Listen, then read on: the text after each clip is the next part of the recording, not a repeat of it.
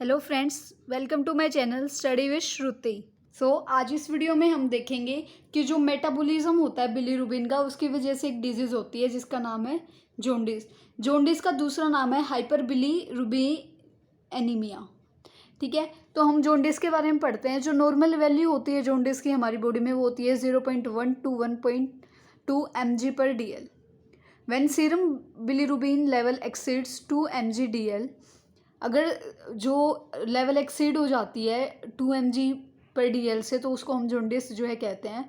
If serum bilirubin is below 2 mg/dl it is called latent jaundice. और अगर वो 2 से कम है तो भी वो लेटेंट जॉन्डिस होता है, क्योंकि नॉर्मल वैल्यू होती है 0.1 to 1.2 mg/dl। अब हम बात कर लेते हैं टाइप्स की। तो बिलीरुबिन मतलब जॉन्डिस जो है वो 3 टाइप का होता है: प्री हिपैटिक, हिपैटिक और पोस्ट हिपैटिक। सबसे पहले होता है प्री हेपेटिक, इसका दूसरा नाम होता है haemolytic jaundice. It occurs due to increase break down of RBC. जब बहुत ज़्यादा आरबीसी जो हैं टूटने लग जाती है हमारी बॉडी में, बहुत ज़्यादा आरबीसी का डिग्रेडेशन होना शुरू हो जाता है, तो ये वो कंडीशन होती है। तो इसमें क्या क्या होता है? एनी हाइपर सेंसिटिविटी रिएक्शन, कोई भी हमें बहुत ज़्यादा चीज़ें जो हैं सेंसिटिविटी के रिएक्शंस हमें हो सकते हैं। ब्लड ट्रांसफ्यूजन रिएक्शन और सिकल सेल एनीमिया, या फिर जो हम ब्लड ट्रांसफ्यूज़ करते हैं, जो हम दूसरा ब्लड चढ़ाते हैं, उसकी वजह से ये हो सकता है।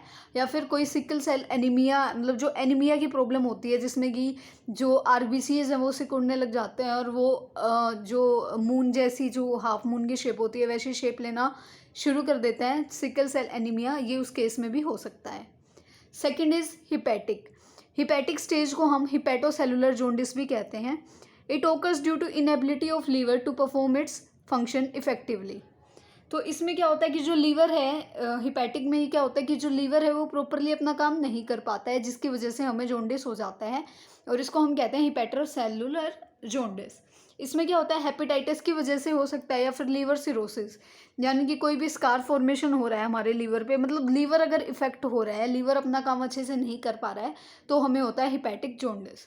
Next is post hepatic jaundice. Post hepatic jaundice में क्या होता है कि कोई ऑब्स्ट्रक्शन वगैरह आ जाए, तो इसको हम कहते हैं ऑब्स्ट्रक्टिव जॉन्डिस।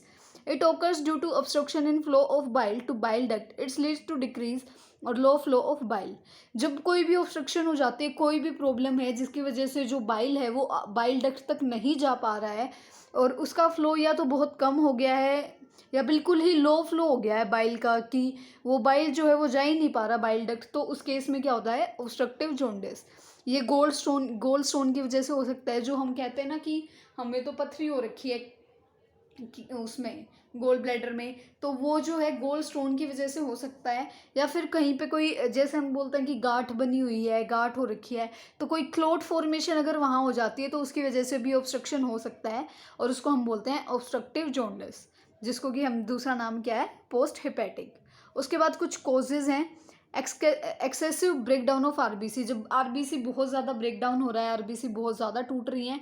एनी बैक्टीरियल और वायरल इन्फेक्शन, कोई वायरल इन्फेक्शन हो रखा हो, या फिर कोई बैक्टीरियल इन्फेक्शन हो गया हो, उसकी वजह से भी जॉन्डिस होने के चांसेस होते हैं। Auto immune disorder, auto immune disorder हो रखा हो कि हाँ हमारे इम्यून सिस्टम अच्छे से वर्क नहीं कर पा रहे हैं, उसकी वजह से वो हो जाता है। ड्रग्स टॉक्सिसिटी, अगर हम कोई ऐसे ड्रग ले रहे हैं जो हम बहुत ज़्यादा ले रहे हैं, ओवर कंजप्शन कर रहे हैं, तो उसकी वजह से भी हमें जॉन्डिस हो सकता है। Next is stone. जैसे कि अभी हमने पढ़ा था कि स्टोन जो है वो ऑब्स्ट्रक्शन क्रिएट कर देता है बाइल के फ्लो होने में, तो ये ऑब्स्ट्रक्टिव जॉन्डिस का जो है केस बन सकता है। उसके बाद हम देखते हैं जेनेटिक कोज क्या क्या होते हैं। तो इसके हम 3 सिंड्रोम पढ़ेंगे। गिलबर्ट सिंड्रोम, इसमें क्या होता है कि पार्शियल डिफिशियंसी होती है, decrease in amount of UDP glucuronyl transferase.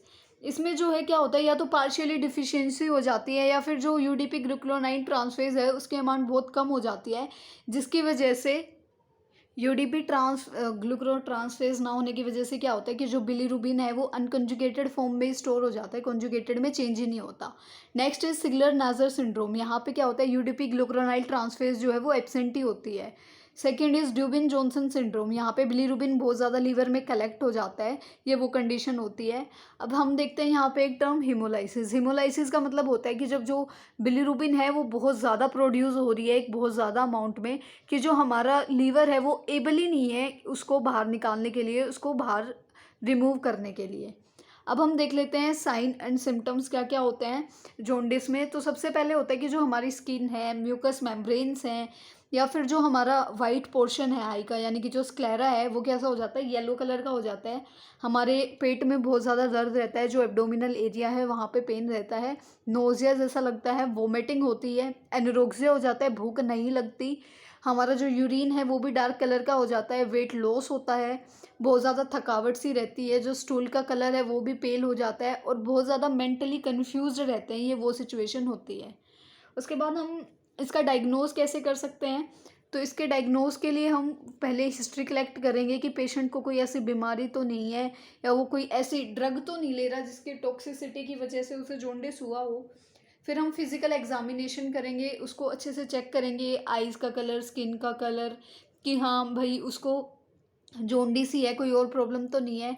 और हम उसको ब्लड टेस्ट चेक करेंगे, सीबीसी यानी कि कंप्लीट ब्लड काउंट। तो इसमें क्या होगा, आरबीसी की अमाउंट डिक्रीज मिलेगी और डब्ल्यूसी की अमाउंट ज़्यादा मिलेगी अगर उसको जॉन्डिस है तो। उसके बाद हम यूरिन टेस्ट करेंगे जिसमें कि बिलीरुबिन की अमाउंट इंक्रीज्ड मिलेगी in the case of jaundice. CT scan और यूसीजी अल्ट्रासोनोग्राफी कर सकते हैं हम, जिससे हमें स्टोन या किसी भी क्लोट का जो है पता लग पाए।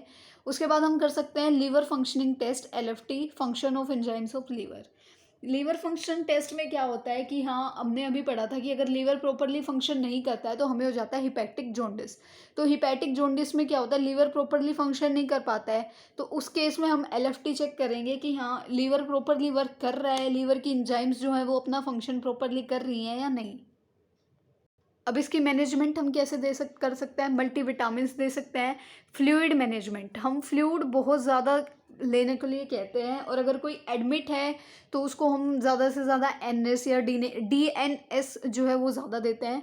एंटीबायोटिक्स और एंटीवायरल जो है वो देते हैं। Blood transfusion to maintain RBC level, अगर आरबीसी बहुत ज़्यादा डिक्रीड हो रही है और बॉडी में ब्लड की कमी हो रही है तो ब्लड ट्रांसफ्यूजन किया जाता है। इम्यूनोग्लोबिन्स दिए जाते हैं जिसकी वजह से हमारी जो एनर्जी है वो बूस्ट होती है और वो फाइट कर सकते हैं अगर कोई फॉरेन एंटीजन है हमारी बॉडी में। उसके बाद फोटोथेरेपी होती है नियोनेट, अगर छोटा बच्चा होता है तो हम उसको बहुत ज़्यादा दवाइयाँ वगैरह नहीं दे सकते, तो उसको क्या है, एक ब्लू लाइट में रखा जाता है जिसकी वजह से उसका जो जॉन्डिस है वो ठीक हो जाता है। इसको कहते हैं फोटोथेरेपी। और एक ड्रग जो है वो दी जाती है जिसको हम कहते हैं ड्रग ऑफ चॉइस, जिसका नाम है फिनोबार्बिटोन।